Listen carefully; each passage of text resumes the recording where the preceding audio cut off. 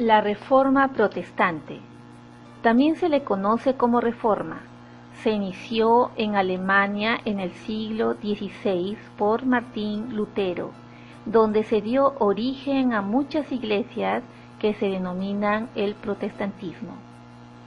Inicio de la Reforma Protestante. En el siglo XVI se acusaron al grupo católico de corrupción y a su falta de piedad.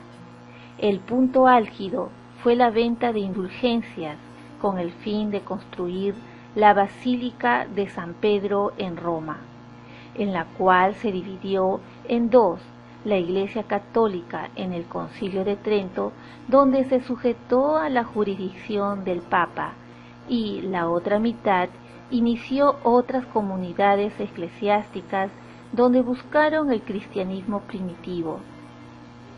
Europa quedó dividida entre los que apoyaban al Papa y la religión católica y los que los rechazaban a ellos.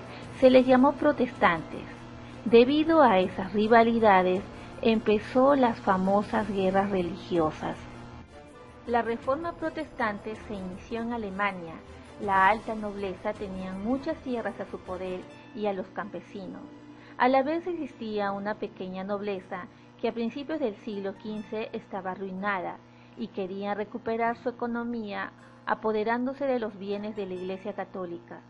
La pequeña nobleza aprovechó las ideas de los humanistas, ya que ellos criticaban la excesiva riqueza de la Iglesia Católica, y fueron ellos los primeros en apoyar las reformas protestantes.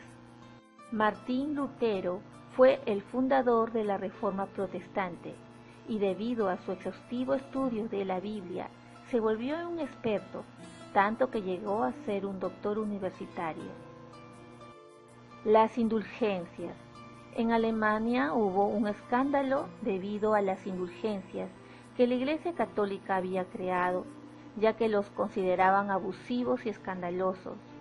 Lutero fue el primero que estuvo en contra de esta doctrina.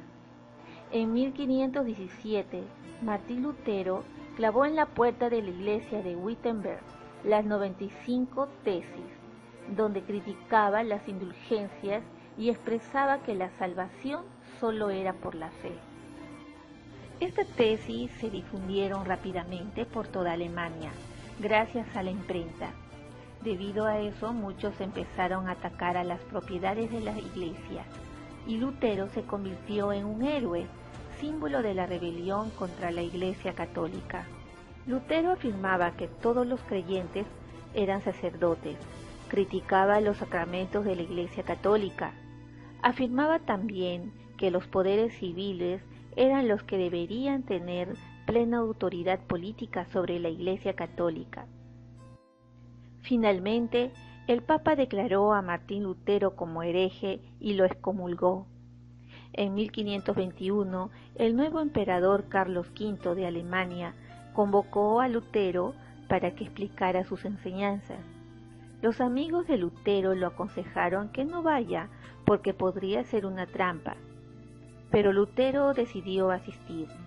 Ahí expuso su postura, aunque no convenció a Carlos V. Sin embargo, declaró lealtad y fidelidad a los principios de la Iglesia Católica. La dinastía de los Habsburgo lo defendieron ante la Iglesia Católica. Cuando se disponía a regresar a Wittenberg, fue secuestrado por Federico III de Sajonia con el fin de protegerlo y lo escondió en el castillo de Harburg. Este acto fue para salvar a Lutero de posibles ataques por la Iglesia Católica. En ese lugar, Martín Lutero tradujo al alemán la Biblia. Rechazó a muchos de sus seguidores, ya que estos querían destruir imágenes, pinturas y otros bienes de la Iglesia Católica. Querían que los sacerdotes se casaran, que todos los creyentes deberían tener las mismas propiedades. Estas personas fueron criticadas no solo por la Iglesia Católica, sino por el mismo Martín Lutero.